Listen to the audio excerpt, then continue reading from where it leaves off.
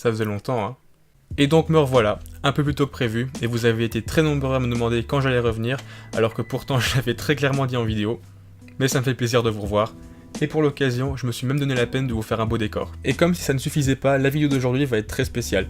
Non seulement à cause de sa durée, mais surtout parce que j'avais envie d'essayer quelque chose de spécial, un peu différent de ce que j'avais dit de faire sur la chaîne. Donc j'espère vraiment que ça va vous plaire, je suis assez confiant, je pense que ça va vous plaire. Et du coup, aujourd'hui on va parler du pentest physique. Plus précisément, on va faire une sorte de What's in my bag du hacker. Donc on va voir tous les différents objets, les petits appareils qu'on peut prendre avec soi sur le terrain pour faire du pentest physique. Il y a plusieurs choses peut-être qui ne vous seront pas très utiles, même parfois je n'utilise pas tout moi-même, mais voyez ça plutôt comme un guide auquel vous pouvez vous référer si jamais le pentest physique vous tente. Allez, sur ce, suivez-moi.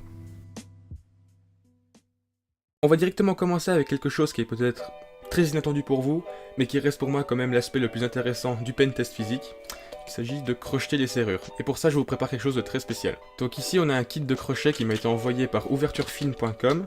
C'est une entreprise française.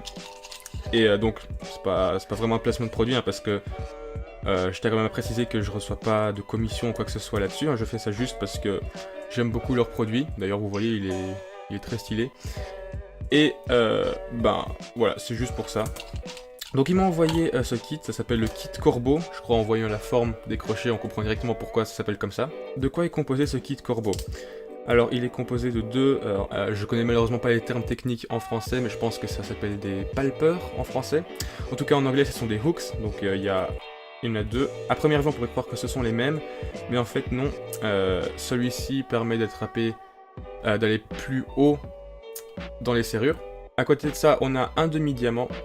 Et puis on a deux rakes, donc il y a un city rake et un snake rake. Donc la forme corbeau du coup c'est pas juste un gimmick, hein, parce que ça embrasse bien la forme de la main. Donc on voit que ce sont des crochets qui sont faits pour des serrures européennes, vu qu'en Europe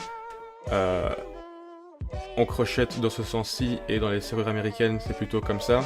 Bon, ça marche plutôt bien honnêtement, mais c'est vachement plus agréable de le tenir comme ça. Ah, vous voyez, ils sont extrêmement fins, donc même déjà que les crochets ils sont assez fins. Ici donc j'ai le corbeau. Ils sont encore plus fins qu'un crochet que j'avais déjà avant, donc là j'ai pris les diamants pour comparer. Voilà. Ils ont aussi été très sympas chez Ouverture Fine, ils m'ont envoyé donc en bonus une serrure d'entraînement. Donc je précise qu'elle n'est pas comprise ni dans le kit à 5 pièces ni dans celui à 15 pièces. Donc pour ceux qui ne savent pas comment fonctionne une serrure, bah là c'est la bonne occasion. Donc comme vous pouvez le voir, ici il y a en anglais ça s'appelle les pins. Donc encore une fois désolé, je connais pas les termes français. Mais donc voilà, donc vous voyez, quand elles sont alignées, la serrure tourne. D'ailleurs je dois dire qu'elle tourne vachement bien. Et il y a deux difficultés, bon j'appelle ça des difficultés, c'est peut-être pas ce qui était prévu. Et comme on peut voir sur celle-ci, le profil est beaucoup plus simple. Il y a peut-être juste ici qui reste un peu plus compliqué parce qu'il est un peu plus bas. Par contre, de l'autre côté, c'est quand même un autre niveau parce qu'il y a des vallées plus prononcées. Mais bon, dans les deux cas, ça fonctionne super bien. Et je propose que pour qu'il ne m'ait pas envoyé cette serrure juste pour faire joli, je vais essayer de la crocheter avec les crochets maintenant, juste tout de suite pour vous. Donc je vais prendre l'entraîneur qui est fourni directement avec le kit. Hein. Et je pense que je vais essayer le côté un peu plus compliqué. C'est assez compliqué avec le trépied en face de moi, j'ai pas l'habitude de faire ça. Bref. Je vais choisir celui-ci. Donc celui-ci, voilà. Et je vais appliquer une tension, je dirais légère pour commencer. Et on va essayer de l'ouvrir. Donc je vais essayer de ne pas regarder le côté transparent. Pour éviter de me spoiler. Alors juste que je reste dans le cadre quand même.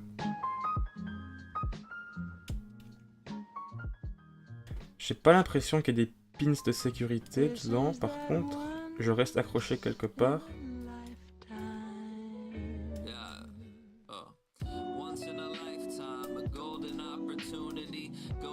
Cette partie dure beaucoup plus longtemps que prévu, mais bon c'est normal, hein, quand on essaie de faire quelque chose à la caméra, ça marche jamais.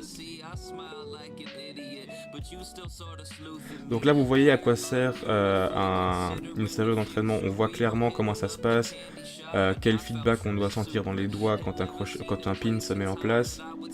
Voilà, donc c'est pas juste pour jouer quoi, enfin ça apporte vraiment quelque chose. Ah, je crois que celui-là je laisse tomber un peu la tension.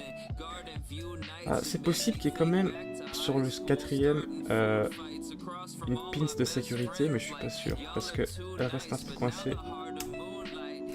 Voilà, ok, je l'ai. Maintenant, je pense qu'il m'en manque plus qu'une.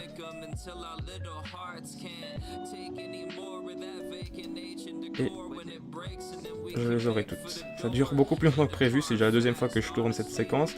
Et la dernière fois, c'est quand même allé un petit peu plus vite. Voilà. C'est ouvert. Donc voilà. Donc je recommande ce kit vraiment non seulement pour ceux qui veulent agrandir leur arsenal, mais surtout pour ceux qui veulent débuter. Donc encore une fois, il existe en pièces, comme moi je l'ai ici, en 5 pièces et en 15 pièces.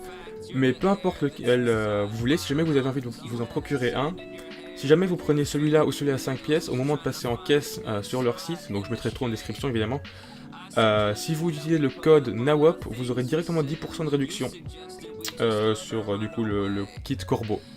Donc voilà, moi je reçois pas d'argent sur le fait que vous utilisez le code ou pas, mais je me dis juste que c'est cool de les encourager, en plus j'aime beaucoup leur crochet, et voilà, comme ça en plus si vous avez envie de vous mettre au crochetage sans forcément dépenser beaucoup d'argent, et quand même avoir de la qualité, c'est ce que je vous propose de faire. Donc voilà, on passe directement à la suite. En deuxième, je vais maintenant revenir à un truc qui est purement lié au hacking, ou surtout en tout cas à l'informatique. Il s'agit d'un Raspberry Pi. Oui, donc moi j'aime bien tout avoir dans des petites pochettes. Donc j'ai ici juste un Raspberry Pi. Donc en général, maintenant, pas pour le pentest physique, c'est très pratique pour le brute force. Il n'y a pas besoin de laisser tourner l'ordinateur super longtemps, pendant des jours parfois, pour trouver le mot de passe, alors que le Raspberry Pi, vous le branchez, vous laissez tourner et puis c'est bon quoi. Maintenant pour l'aspect pentest physique, c'est assez pratique parce que ça permet, si vous le branchez sur le réseau de l'entreprise ou de la personne qui vous a recruté, vous le branchez sur le réseau et puis ça vous permet de créer une backdoor physique et d'avoir accès à leur réseau de l'extérieur, ce qui est franchement pas de refus. J'ai ici des antennes pour hacker, capables de packet injection et de master mode pour hacker des Wi-Fi tout simplement. Donc ici j'ai celle que je recommande dans mes descriptions, c'est la TP-Link. Par rapport à une alpha, au niveau de la puissance, ça vaut rien, mais je la préfère parce que déjà pour l'alpha, vous risquez de trouver des contrefaçons, et en plus celle-ci, elle est compatible avec la plupart, elle est plus souvent compatible avec les scripts que l'alpha. Donc après c'est juste une préférence de goût, hein. Du coup celle-ci j'utilise plus souvent sur mon Raspberry Pi que sur mon ordinateur. Et ensuite vous avez l'alpha, hein, la bête, c'est pas pour rien qu'elle s'appelle alpha, qui est vraiment vachement plus puissante, mais souvent illégale dans certains pays, dans la plupart des pays même.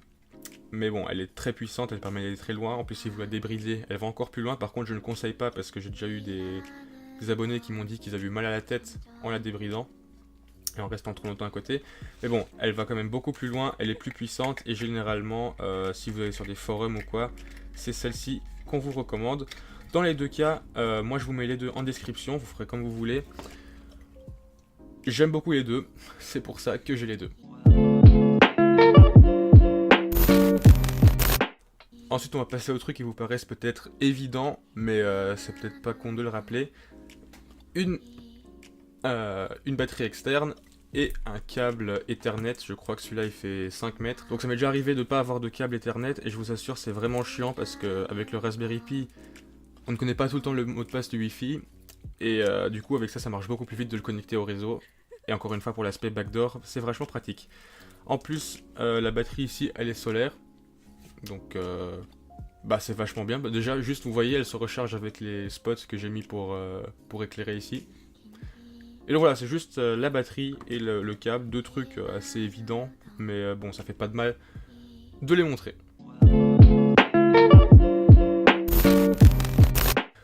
Ensuite, maintenant, mais ça n'a vraiment rien à voir avec le hacking, c'est juste des lunettes de soleil, on s'en fout de ce que c'est, des lunettes de soleil, un foulard et une casquette. Voilà, donc le foulard et la casquette, c'est surtout quand on... Parce que... je sais pas si vous avez déjà vu, si vous savez vraiment ce que c'est le pentest physique, je ferai peut-être une vidéo pour l'expliquer plus en détail ce que c'est, mais en fait, c'est comme si vous hackiez un ordi, sauf que vous avez accès physiquement à l'endroit. Donc généralement, c'est des entreprises ou des particuliers qui vous demandent d'entrer par effraction chez eux et de voir la sécurité de leur personnel et tout ça. Donc ça, c'est pas mal si vous devez passer par une forêt et que vous n'avez pas envie de vous manger toutes les toiles d'araignée et tout. Et maintenant, les lunettes et la casquette, c'est surtout pour les caméras de surveillance pour qu'on ne voit pas votre visage. Donc je rappelle que c'est complètement légal si vous avez l'accord de la personne, mais pour le personnel qui n'est pas au courant, ça aide de ne pas voir votre tête sur tous les écrans.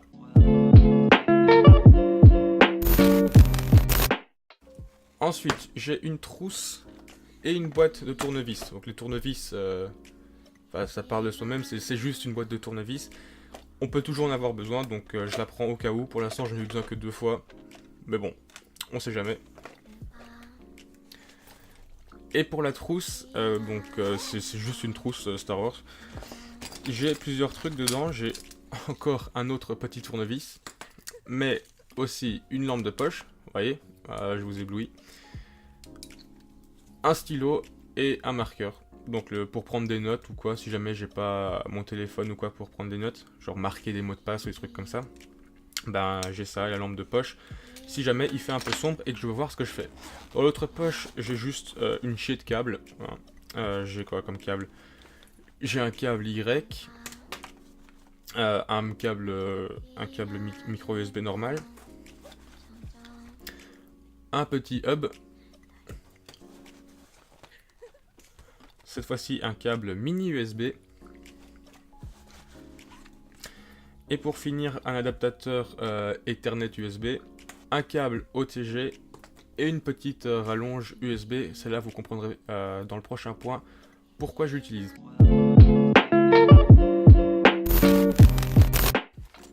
Maintenant, je pense la partie la plus intéressante de tout, le kit Hack5. Donc je me suis fait plaisir, je l'ai acheté il n'y a pas très longtemps. Et honnêtement, est-ce que ça en vaut la peine? Non, je vous laisse juger. Alors, dedans, bon, je l'ai un peu étoffé. Qu'est-ce qu'on retrouve?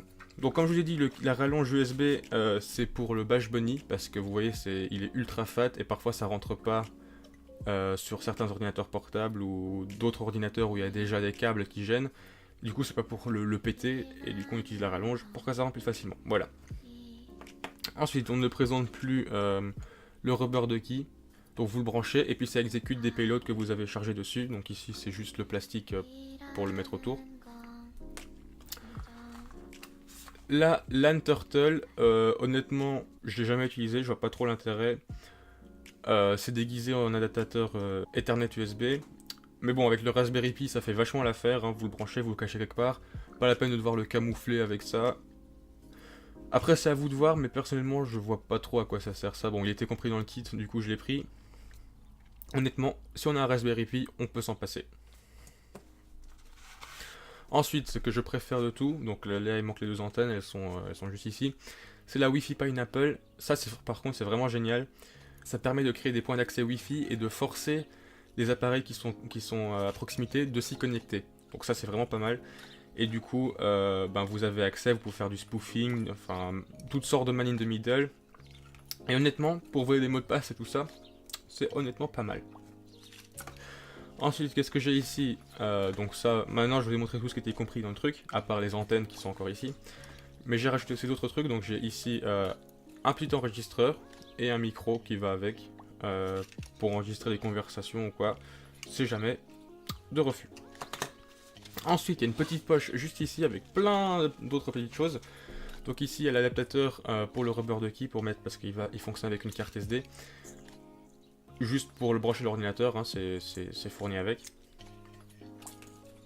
Ensuite, une clé USB Batman avec différents antivirus et autres programmes pour enlever ce qui est mauvais sur l'ordinateur.